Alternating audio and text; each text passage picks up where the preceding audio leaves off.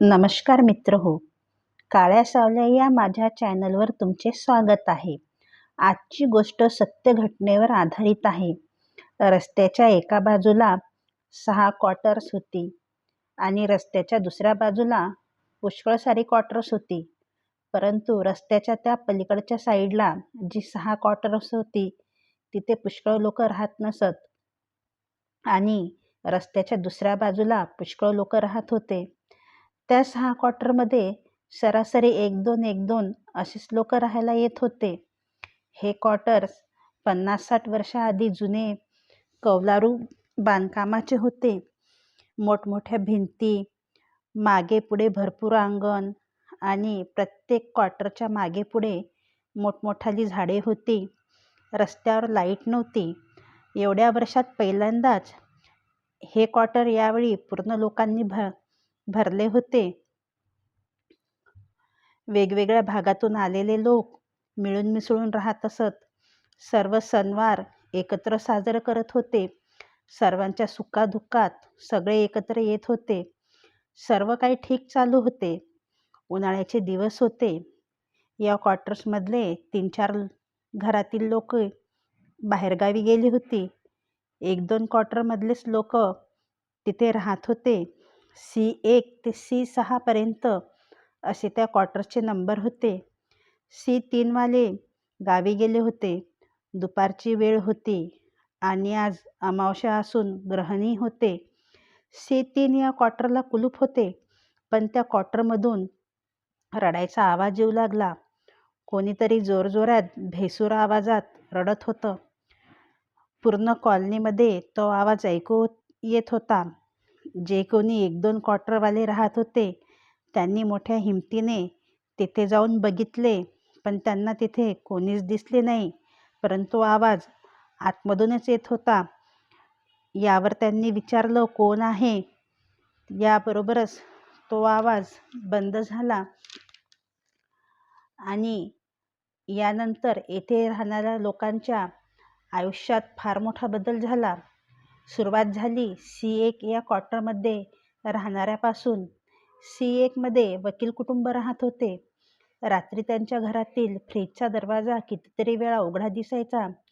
रात्रीचं बाहेर कोणीतरी फेऱ्या मारत असल्याचं दिसायचं. एवढ्या रात्री कोण फिरत असणार?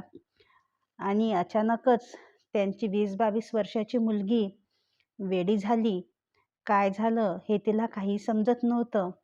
त्यांनी तिला पुष्कळ पैसा लावला आणि त्यातच वकिलाला लाचखोरीचा आरोप करून निलंबित केले. आता C2 मध्ये डॉक्टर कुटुंब राहत असे. एके दिवशी डॉक्टरचा मुलगा डॉक्टरांना दवाखान्यात सोडायला गेला असता परत येताना त्याला रस्त्यात एक लांब उंच पांढरी आकृती रस्त्याच्या बरोबर मध्ये दिसली. अचानक दिसल्याने त्याने त्या आकृतीला वळसा घेण्याचा प्रयत्न केला असता त्याच्या गाडीने एक बाई उडाली आणि ती जागीच मृत्यू पडली. या सर्वात पोलीस केस झाली. त्या मुलाला पैसा लावून ते डॉक्टर कुटुंब हैराण झाले होते. C3 मध्ये इंजिनियरचे कुटुंब राहत होते. त्यांच्या घरीची परिस्थिती फार चांगली होती. त्या घराचा आधारस्तंभ म्हणजे त्या घरची बाई होती, म्हणजेच त्या इंजिनियरची आई. आणि अचानकच एक दिवस ती मरण पावली. तिच्या मरणाने घरचे सगळं घरच मोडून पडलं. C4 मध्ये प्रोफेसर राहत होते. त्यांना कशाचीच कमी नव्हती. पण कसे काय माहिती त्यांच्यावर पुष्कळ कर्ज झाले. सावकार लोक सारखे सारखे घरी येऊ लागले. त्यांना सर्व घरदार, गावाकडची शेतीवाडी सर्व विकावं लागलं. C5 मध्ये एका अधिकाऱ्याचे कुटुंब राहत होते. 2 मुले आणि 2 नवरा बायको पुष्कळ हसत खेळत खेळीमेळीने राहत होते. परंतु त्या घरातील पुरुषाला दारूचे व्यसन कधी लागले समजलेच नाही. आता रोज तो दारू पिऊन येऊ लागला आणि भांडणे करू लागला. त्यांचे भांडण एवढ्या टोकाला गेले की त्याच्या पत्नीने आत्महत्या केली. C6 सुद्धा एक अधिकाऱ्याचे कुटुंब होते. त्यांचा एकुलते एक मुलगा कॉलेजमधून येत असताना अपघातात गेला. त्या धक्क्याने त्याची आई पागल झाली. त्या क्वार्टरच्या थोड्या अंतरावर काही स्वतःची घरं असलेली लोक राहत होती. त्यातील एक सखू आजी ही नेहमी त्या क्वार्टरकडे ये जा करायची. तिने या जागेची सर्व गोष्ट एका दिवशी 3-4 बायकांना सांगितले. फार पूर्वी त्या जागेवर चिंचेची मोठाली झाडे होती. त्या झाडावर हळद राहत असे. या क्वार्टरचे बांधकाम करायचे असल्याने ती झाडी तोडली. तेव्हापासून ती या भागात फिरते. या क्वार्टरमध्ये ती कोणाला राहू देत नाही. आजी सांगत होती, एकदा उन्हाळ्यात बाहेर झोपले असता रात्री 12च्या सुमारास एक उंच पांढरी आकृती हवेत उडत उडत त्यांच्या बाजेवर येऊन बसली होती. याआधी त्या क्वार्टरमध्ये राहणाऱ्या लोकांना ती कितीतरी वेळा दिसली होती. त्यांना ती त्रास देत असे. रात्रीच्या वेळी दरवाजावर लाथा मारायचा आवाज यायचा, तर कधी कधी ती या क्वार्टरमधून त्या क्वार्टरमध्ये चकरा मारायची. तर काही लोकांच्या घरातील सामान एका जागेवरून दुसऱ्या जागेवर ठेवलेले दिसायचे. ती कोणालाही या जागेवर सुखाने राहू देत नसे.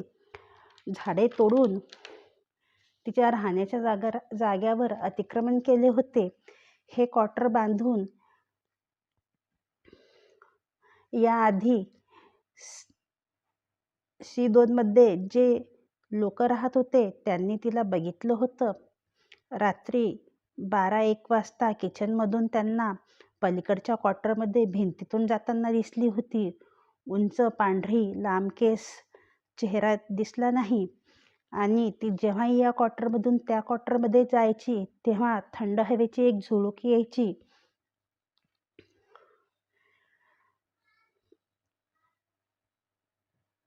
एकाच वेळी या क्वार्टरमध्ये कधीही एवढे लोक राहत नव्हते आणि राहिले तरी ते एखादी वर्ष त्याच्यावर टिकलेच नाही. परंतु पहिल्या वेळेसच ही सगळी क्वार्टर भरून होती आणि गेल्या 1.5-2 वर्षापासून तुम्ही लोक राहत आहात. आजीची ही गोष्ट ऐकून त्या सर्वांनी क्वार्टर खाली करण्याचा निर्णय घेतला आणि आजही ते सगळे क्वार्टर खालीच आहे. त्यामध्ये कोणीही राहत नाही. म्हणतात ना, खाली जागा आणि खाली घर हे भूतांचे वास्तव्य असते, त्यांचे ठिकाण असते. ते कोणीही त्यांना आपल्या जागेवर येऊ देत नाहीत.